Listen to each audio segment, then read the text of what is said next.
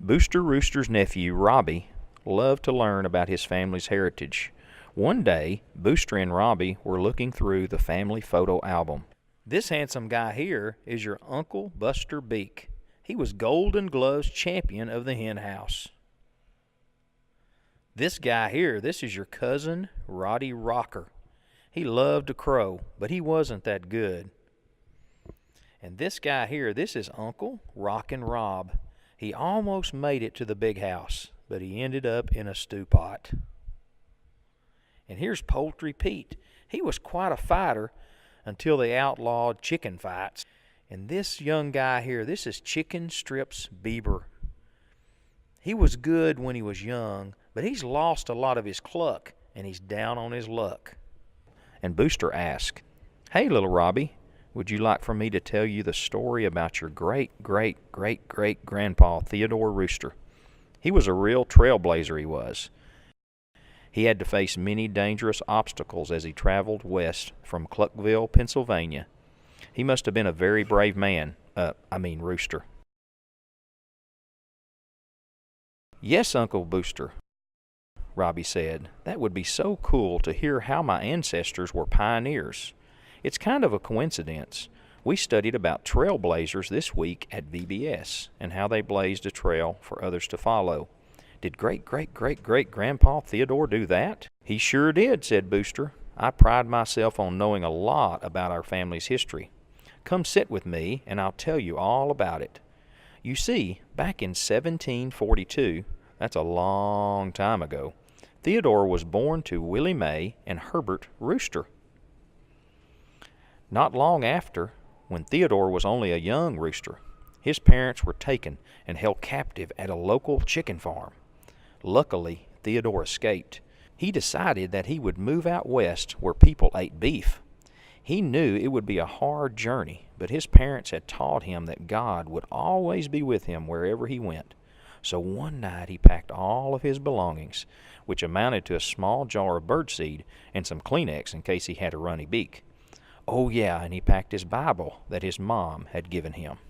Theodore traveled across some very rugged terrain. In order to continue on the path, he had to climb several very high mountains. Theodore was a pretty athletic guy, but one of the mountains was just too much for him. I can just imagine the whole scene. Theodore's heart is pounding. He snags a rock. Just as he's about to pull himself up onto a ledge, his wing slips off the rock and he loses his footing. He ended up flat on his back at the bottom of the mountain. No other rooster could have survived that fall, but God was watching over Theodore. Theodore remembered a verse from the Bible found in Psalms 94, verse 17 through 18. "Unless the Lord had been my help, my soul would soon have settled in silence. If I say my foot slips, your mercy, O Lord, will hold me up." Theodore pulled out his grandpa's compass to help him decide which direction he should go. He was glad that mountain range was behind him now. Straight ahead, he could see what looked like a river. There was no getting around it.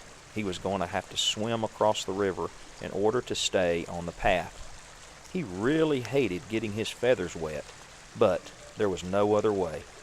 Splash! Once his body temperature adjusted to the cool water, he decided to float down the river on his back to save his energy. It's a good thing because when an alligator swam up right next to him, he needed all the energy he could muster to make a quick getaway. Once he was past the river, Theodore found himself in the middle of a forest. He had to use his big knife to cut the tall grass in order to make a path. He thought of all his relatives that would be following after him, and he wanted to make their way easier. There were a lot of critters in the forest, but he had never seen such gigantic bees and mosquitoes in his life. Over the ridge there was an open area clear of trees. Theodore decided that would be the perfect place to build his log cabin.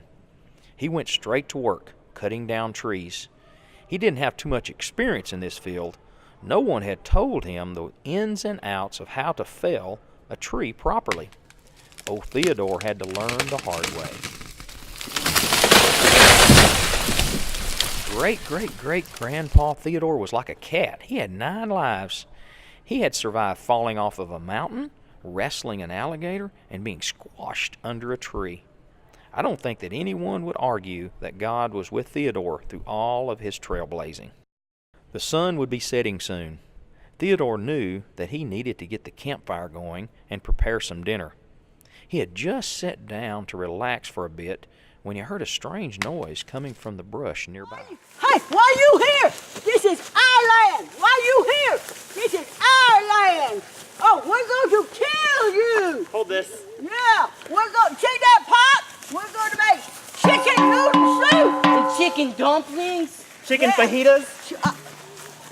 Dumplings and Yeah. we're Chicken going to nuggets. make chicken and chicken nuggets. strips.